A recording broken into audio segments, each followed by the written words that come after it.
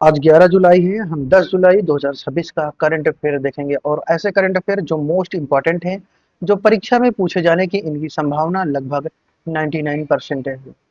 जो पहला प्रश्न है, हाल ही में आयोजित तीसरे भारत ऑस्ट्रेलियाई वार्षिक शिखर सम्मेलन 2026 के संदर्भ में निम्नलिखित कथनों पर विचार कीजिए। दो कथन दिए गए हैं। इसमें पहला कथन है, दोनों देशों ने असैन्य परमाणु समझौते के तहत भारत को ऑस्ट्रेलियाई यूरेनियम के तत्काल दीर्घकालिक निर्यात के लिए प्रशासनिक व्यवस्था को अंतिम रूप दिया है। बिल्कुल सही है। दूसरा कथन है, ऑस्ट्रेलिया भारत के गगनयान मानव अंतरिक्ष उड़ान कार्यक्रम को ट्रैक करने के लिए कोकोस किलिंग द्वीप समूह पर एक अस्थायी ट्रैकिंग टर्मिनल स्थापित करने पर सहमत हुआ है। बिल्कुल सही है। तो इसमें ऑप्शन सी सही है। पहला और दूसरा कथन दोनों सही है। दूसरा प्रश्न है, भारत के बीमा क्षेत्र संप्रभु ऋण के संबंध में निम्नलिखित कथनों पर विचार कीजिए। इसमें दो कथन है। पहला कथन है, भारतीय संविधान की 7वीं अनुसूची के तहत बीमा समवर्ती सूची का एक विषय है। ये बिल्कुल गलत है। दूसरा कथन है, भारतीय जीवन बीमा निगम को भारतीय बीमा विनियामक और विकास प्राधिकरण द्वारा घरेलू प्रणालीगत महत्वपूर्ण बीमाकर्ता के रूप में वर्गीकृत किया गया है। बिल्कुल सही है। तो इसमें ऑप्शन बी सही है। नेक्स्ट प्रश्न है, हाल ही में गृह मंत्रालय द्वारा घोषित डेमोग्राफी मिशन का प्राथमिक उद्देश्य क्या है? इसका जो प्राथमिक उद्देश्य है वो ऑप्शन बी है, भारत के सीमावर्ती जिलों में अवैध प्रवासन के कारण होने वाले असामान्य जनसांख्यिकीय परिवर्तनों का अध्ययन करना है। नेक्स्ट क्वेश्चन है, भारतीय अंतरिक्ष अनुसंधान संगठन यानी कि इसरो द्वारा हाल ही में सुर्खियों में रहे CE-20 क्रायोजेनिक के इंजन के संदर्भ में निम्नलिखित कथनों पर विचार कीजिए।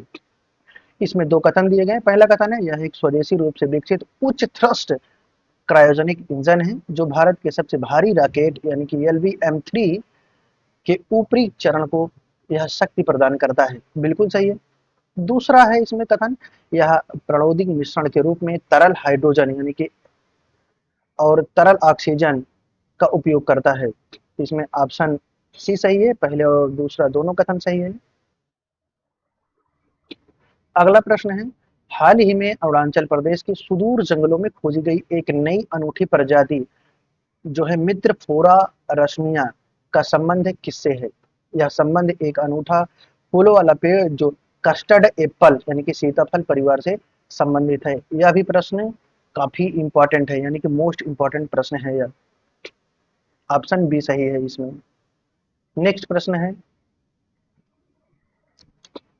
संयुक्त राष्ट्र व्यापार और विकास सम्मेलन की वर्ल्ड इन्वेस्टमेंट रिपोर्ट के अनुसार प्रत्यक्ष विदेशी निवेश प्राप्त करने के लिए मामले में भारत वैश्विक स्तर पर किस स्थान पर पहुंच गया है? भारत पहुंच गया है 11वें स्थान पर। यानी कि ऑप्शन बी सही है इसमें। अगला प्रश्न है, national payments corporation of India के किस प्रमुख को हाल ही में अंतर्राष्ट्रीय वित्तीय संदेश अवसंरचना स्विफ्ट के ग्लोबल सुपरवाइजरी बोर्ड में नियुक्त किया गया है? या किया गया है दिलीप असबे जी को। नेक्स्ट क्वेश्चन है, राष्ट्रीय शिक्षा नीति 2020 और उल्लास साक्षरता कार्यक्रम के सफल कार्यान्वयन के बाद कौन सा राज्य भारत का छठा पूर्ण साक्षर राज्य बन गया है? पूर्ण साक्षर राज्य यानी कि उत्तराखंड बन गया है। पूर्ण का मतलब पूर्ण। ऑप्शन डी सही है इसमें। नेक्स्ट प्रश्न है, भारत में लॉन्च की गई दुनिया की पहली वंस वीकली यानी कि हफ्ते में सिर्फ एक बार ली जाने वाली यानी कि बेसल इंसुलिन सुई का वाणिज्यिक नाम क्या रखा गया है? इसका नाम लिखा रखा गया है अबिकली यानी कि ऑप्शन बी सही है। अगला प्रश्न है, भारत के दूरसंचार विभाग के किस फ्लैगशिप ग्रामीण डिजिटल परिवर्तन कार्यक्रम ने जिनेवा में आयोजित विश्व सूचना समाज शिखर सम्मेलन पुरस्कार 2026 जीता है? या समृद्धि ग्राम है। नेक्स्ट क्वेश्चन है, राष्ट्रीय रक्षा एवं विविध प्रश्न है या प्रतियोगी स्तर के लिए काफी इंपॉर्टेंट है। जो प्रश्न है, भारत और इंडोनेशिया के बीच हाल ही में हुए ऐतिहासिक रक्षा समझौते के तहत भारत किस स्वदेशी बियॉन्ड विजुअल रेंज हवा से हवा में मार करने वाली मिसाइल का निर्यात करेगा? यह मिसाइल है अस्त्र MK1। अस्त्र MK1, ऑप्शन बी सही है। नेक्स्ट प्रश्न है, भारतीय उच्च शिक्षा के वैश्विक विस्तार के तहत किस प्रमुख भारतीय प्रबंधन संस्थान ने इंडोनेशिया में अपना पहला विदेशी अंतर्राष्ट्रीय परिसर में स्थापित करने की घोषणा की गई है? या IIM बेंगलुरु है, ऑप्शन बी सही है। नेक्स्ट प्रश्न है, भारत द्वारा दिए गए 13.78 करोड़ रुपए के अनुदान से पुनर्निर्मित नेपाल के किस ऐतिहासिक 17वीं शताब्दी के बौद्ध मठ को यूनेस्को एशिया यानी कि पैसिफिक हेरिटेज अवार्ड से सम्मानित किया गया है? यह है ज्येष्ठा वर्ण महाविहार यानी कि ललितपुर से, ऑप्शन ए सही है।